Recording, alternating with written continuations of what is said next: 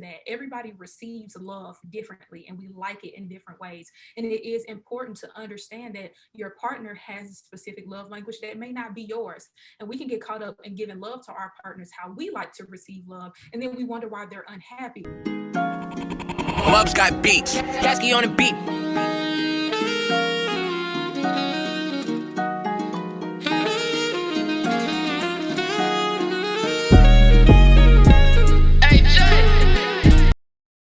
How should men prioritize a woman's needs? Should he ask her what her needs are, or should he figure it out? Some people think you're supposed to read minds, and but how should a man prioritize a woman's needs? And I will say honestly that that's half of the problem with our generation now. And with this generation of women, I'm going to be honest, they do. And I've been there before too. So I'm not going to just put it on other people expecting for the men to just know what you want. Now, are there like basic things that like every person should know, how to be respectful and stuff like that, be a gentleman or whatever. But again, people don't know what they don't know. So sometimes you can't even get too caught up on, oh, he doesn't open the door for me, or he doesn't do this and do that. Because if somebody was not raised to do that, nobody told them to do that, they never seen that, they literally will not know to do it. But it is important to communicate your needs, because especially when we're young and we're dating other people and we're dating people and dating around, everybody has different needs. Love languages are so real. I know we say that, and again, I think people think that it sounds cute, but we really don't read into that. Everybody receives love differently, and we like it in different ways. And it is important to understand that your partner has a specific love language that may not be yours. And we can get caught up in giving love to our partners how we like to receive love, and then we wonder why they're unhappy or why they're complaining or nagging. And it's not that, but you buying them stuff when they just want you to spend time with them. You have to, meet them where they are. However they receive love is how you need to be giving it, not just assuming that how you like it is how they want it.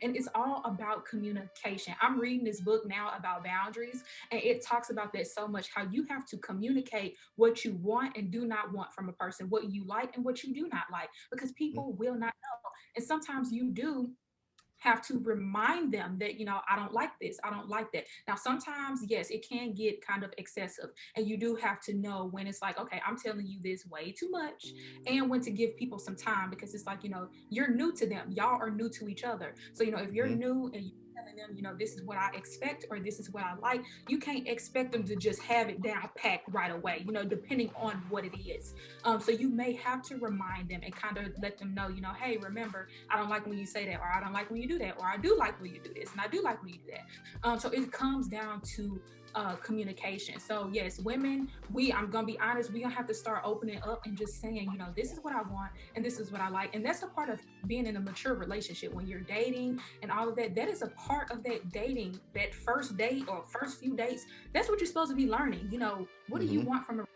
What do you expect out of a man that you are with? And then, of course, the man in turns needs to say what he expects in a woman from a relationship, because you may not be able to give what they want, and you don't want to make any commitments to do something that you know that you cannot do or that you are not comfortable doing. So it's all about communicating your needs, your wants, and if somebody is not willing to give you what you want, they're not willing to compromise to give you what you want, then let it go. We get so caught up in thinking that we just have to stay with people or we have to make it work, but it just can't happen, because you crossing a boundary for them. If they're not comfortable acting a way or performing a certain action, you can't make them, but there's no need for you to be unhappy and them unhappy, because then it's just an unhappy relationship. So communication is the number one thing here. All right, communication is key. That's in all aspects.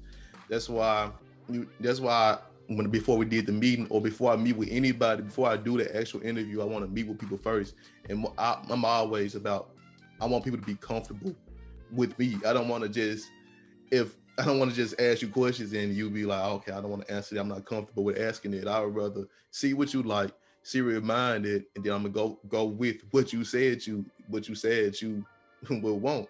I'm not gonna I don't understand how people just do stuff and don't ask people if they're comfortable with this stuff or not. They just go for it and just do it anyway, which, you got to communicate. And then you can't just let people do it to you and you don't speak up on it. Your needs also change because you get older. Sometimes you need to communicate. Maybe you be with a person, or maybe you're in a friendship or whatever, for maybe y'all on your ninth year, you've gotten older. Now your needs have changed. You have to communicate that with them because they're gonna think that you're the same person, or maybe they think you're the same person that you were 6, 7 years ago because life just moves. No one just really pays attention to how many years it's been. Life just moves. So when you change, you have to let them know I'm changing in this way, and we have to go with this way now. How you think about that? That is, I think it's so crazy that you say that, because like I said, the book that I'm reading just talked about that, and it's really truly been a learning experience for me, because I got to a place where I'm feeling like in relationships that I'm in with other people, friendships and romantic relationships, where now things that I was cool with at the beginning of our relationship or at the beginning of our friendship, I'm not okay with that anymore. And for a while, I thought it was wrong to try to go back and change that, or it's unrealistic to try to say, well, I know I said this in the beginning, but I don't like that anymore. But that is such a good point. As you grow and change, you literally grow and change. Your mind, your needs, your wants, they change. And it is okay to tell people, hey, I don't want to do this anymore. I know that that's what we used to do. I know that's what you're used to, but I don't like that anymore. And it still comes back to communicating that. You can't just expect them to remember, because like you said, if you've been with a person for so long and you don't say anything, how do you expect them to know they don't like that anymore? If you've been okay with it for 6 years, why would they think that, oh, she woke up today and she don't like it no more? Exactly. That's not even realistic. That doesn't even make sense. So again, just that communication thing. And then even just with that, with being with people for however long you are with them, if your need wants change, it is okay to move on. We are young and we have to start being okay with that.